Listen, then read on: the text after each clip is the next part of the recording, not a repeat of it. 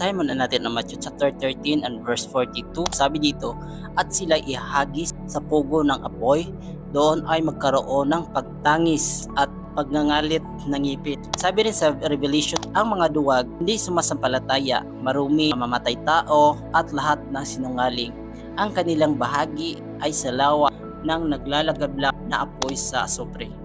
Alam mo kapatid, may mga bagay na hindi natin gustong pag-usapan pero totoo. Ang impyerno hindi ito biro, hindi ito kwento lang. Totoong babala ng Diyos para iligtas tayo, hindi para takutin tayo. Sabi sa Matthew chapter 13 and verse 28, huwag kayong matakot sa pumapatay ng katawan, ngunit walang kapangyarihang pumapatay ng kaluluwa. Sa halip, matakot kayo sa Diyos na may kapangyarihang maghagis sa kaluluwa at katawan sa impyerno. Ibig sabihin, may totoong lugar na kaparusahan at ayaw ng Diyos na mapunta tayo doon. 2 Thessalonians chapter 1 and verse 9, sinabi, sila'y parusahan walang hanggan pagkapuksa at ihiwalay mula sa presensya ng Panginoon. Ito ang pinakamasakit na impyerno, hindi lang ang apoy, kundi ang pagkahiwalay sa Diyos magpakailanman.